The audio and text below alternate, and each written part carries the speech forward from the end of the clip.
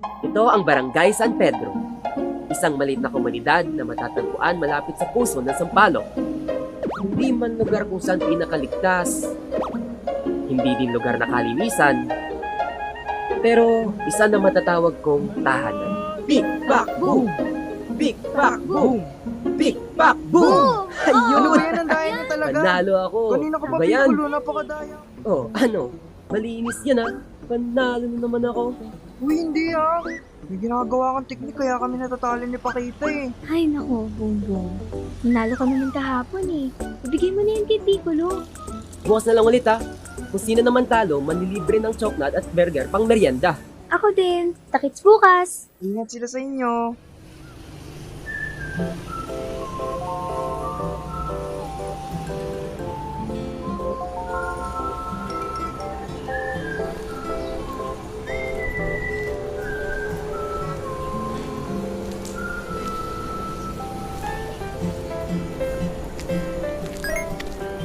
Hi, princess! Tara na, maliliit pa tayo. Teka lang ha. Papasok na ako sa room. Yung upuan ko, nasa bandang bintana. Hintayin mo lang yung senyas ko ha. Sige, huwag ka tumakbo ha. Baka madapa ka. Wait mo lang ako ha.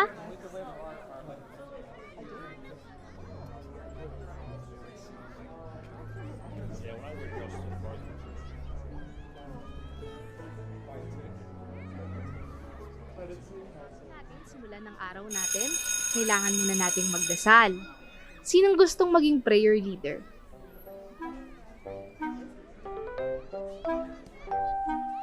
Magandang umaga mga bata. Good morning, Miss Tina.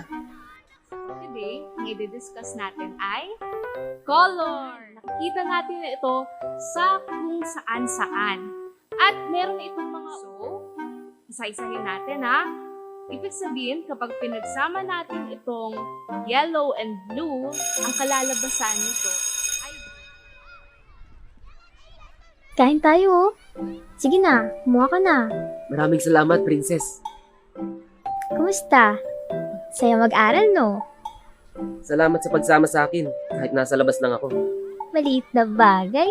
Masaya ka rin kasing kasama, Pico. Nakita niyo ba si Princess? Para nasa labas pa po ata. Nakita ko pa pumunta sa gilid ng room. Puntahan ko na lang, baka nakaidlip lang. Babe muna kayo dito ha. Princess. Princess, gising na. Tapos na ang recess.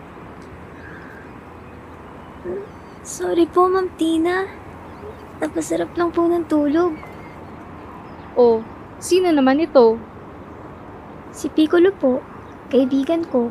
Di po kasi siya makakapag-aral kaya sinamahan ko na lang po sa labas para makinig ng klase. Pwede naman, nak.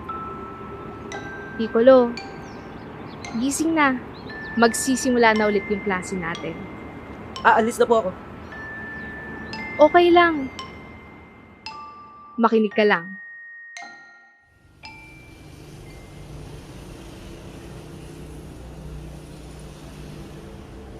Paano ba talaga tumulong sa ganito? Wala din naman akong additional na pera para mapa-enroll sa kanya. Kung tulungan ko naman siya sa ganito... Hello? Ay yes, hello po. Magandang gabi po. Opo, may itatanong lang po ako kung paano po makatulong sa batang kilala ko.